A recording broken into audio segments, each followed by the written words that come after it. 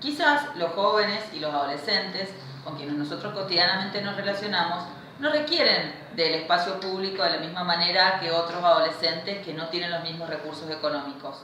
A nuestros hijos, hermanos, primos, primas, nosotros los vamos a buscar posiblemente en un vehículo particular, a la salida del colegio, a las reuniones sociales, a los lugares a los que asisten. Pensemos en los chicos que, por ejemplo, acuden a la escuela en el horario nocturno, que salen de la escolaridad a las 12, a las 23 horas. ¿Cómo se trasladan quienes acceden a ese servicio educativo posteriormente a su casa? Generalmente caminando, generalmente a través del transporte público. Pensemos también en qué sucede con el espacio privado en relación a los jóvenes, porque a nadie le preocupa o le parece que se esté vulnerando un derecho o que sea un riesgo que chicos de 16 o 17 años estén sentados en un bar tomando una gaseosa.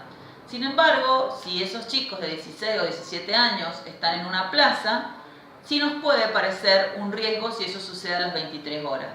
Entonces, ¿qué nos vibra, qué nos motiva a pensar que esta norma es legal y que protege, cuando quizás lo que está haciendo es un acto de discriminación respecto de aquellos que más utilizan el espacio público, el transporte público, los medios públicos a partir de las 23 horas?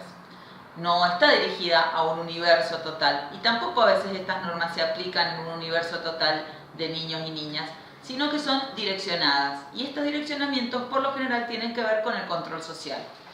¿Qué sucedió en Capital, en Mendoza, con la normativa que impedía a los chicos limpiar los vidrios en los semáforos? Se aplicó con todo rigor y todos los limpiavidrios fueron expulsados. Sin embargo, meses después, años después, existen chicos de colegios de la universidad con otro poder adquisitivo que piden en los semáforos dinero para sus viajes de egresados.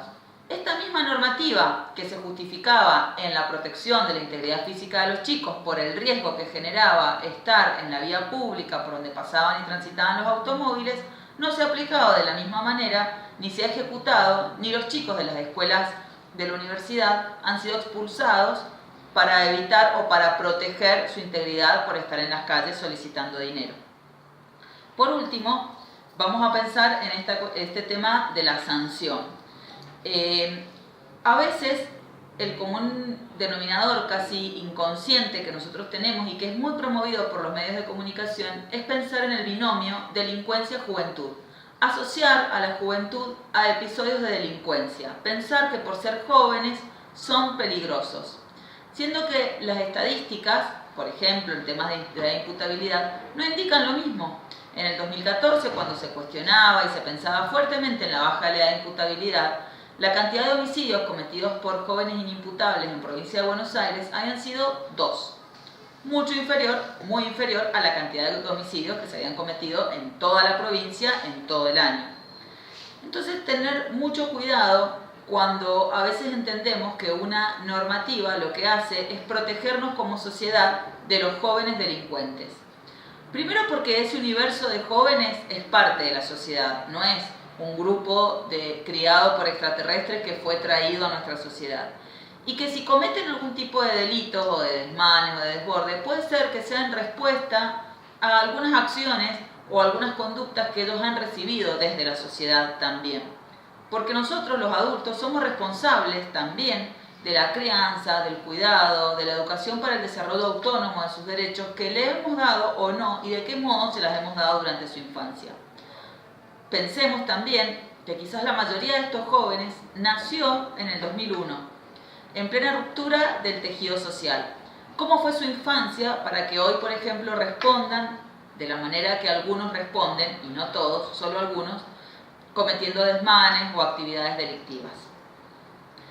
Cuando una restricción es una criminalización, tenemos que despertar nuestras alertas, porque quizás no estamos pensando en términos normativos, sino en términos de control social.